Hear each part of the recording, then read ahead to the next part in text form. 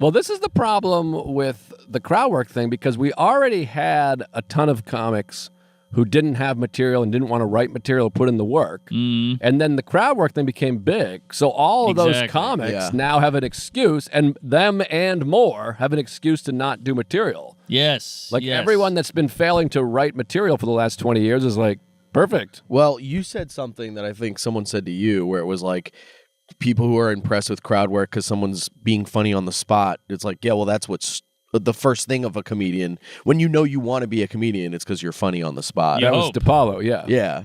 DePaulo's like, oh, you're funny off the cuff. Right. We all are. Right. That's why we became comedians. Now write a joke. Exactly. The joke writing is way more impressive because the crowd work is such a low bar because there's so much tension. So you go, what do? I'm a proctologist.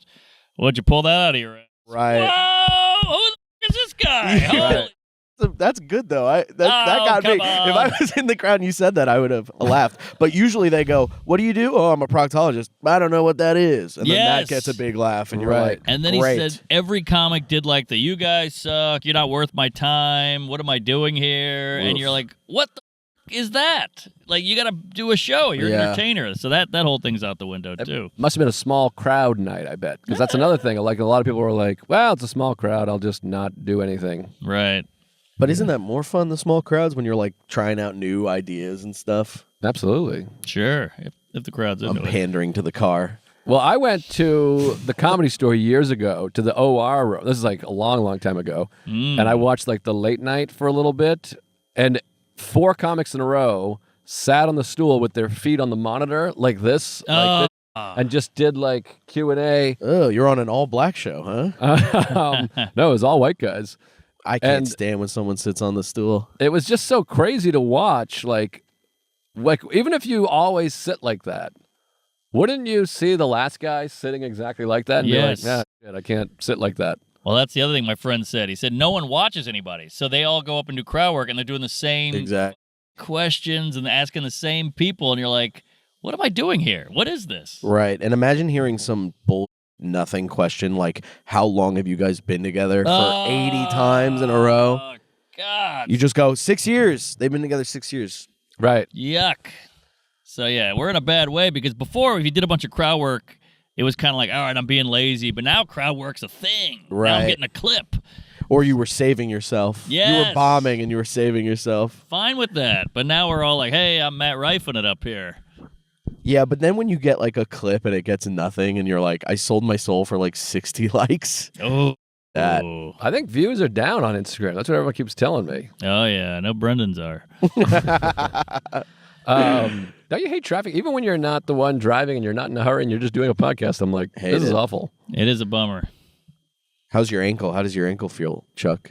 I'm fine. I'm good. My ankle always hurts in traffic. Me too. You might have to stretch. Dude. All that ankle pain. Yeah, so it's a sad state of affairs. And then half of me, the selfish part, is like, hey, well, we'll write material and we'll be the kings. Right. But then I also care about the craft of comedy. So then when your friend goes, oof, that was rough, you're like, are people just going to stop going? Right. Nah. All right. People will keep going. No, you know what? I posted, like, anytime I post a joke on something like TikTok, if it someone is bound to say like, oh, finally, like, I'm not crowd work guy. Right. Well, I saw you at that plate shop or what That was rough. It's New York. You do a show at like a Hamas factory or whatever it is, Iron Dome and a dildo house. Yeah. And we were in a plate store. They sold plates and knickknacks. That was a hard crowd. They were tough, but you did all jokes I'd never heard before. Oh, and awesome! That was like refreshing. Oh, and that girl after. So this girl comes up to me. So I have that joke, that trans joke that's like, have you ever felt safe in a public bathroom, blah, blah, blah. Or what did I say? Something about, oh, yeah. And then I go, wouldn't you want a muscular woman in there, blah, blah, blah. Right. I'll go piss, I'll in the ass if they come in. That's basically the joke. Give away your act here. Yeah, I've already posted this joke online. Okay. I don't care. I didn't even Don't pick give up what away the my joke act. is from what you're saying. Yeah, okay, You're like, all right, there's a guy, and then you get in the ass and toilet paper. well, what am I going and, to perform the joke? I'm like, I tell you. I just put on a Rodney Dangerfield voice. You're like, you're you could doing just that? Do it as you, yeah. You're doing that? Do it as you. I thought that was Soder. Or Sam. And then this girl comes up to me after, and she's like, she called me a fucking bigot. Yes. I was You're like, big. what? It's Yeah, a I was- pro-trans joke. That was funny. I Thank got you. it. I got it. Yeah, it's a very pro-trans joke. She called me a bigot, and I said, "Why am I a bigot?" And she goes, "Because actually, a trans person gets in their ass. They wouldn't someone in their ass." What? And I was like, "I don't even think that's true. No, that no. ain't true. If you go from woman to man, And anyone can get Anybody yes. can in the I ass. got the ass a couple days ago. Yeah, Yeah, it was the best night on of my rent. life. What'd you say? On rent. I like that. Oh yeah. It's pretty good. Oh, Wait, God. the It's expensive. play? In the ass. On No, it's expensive.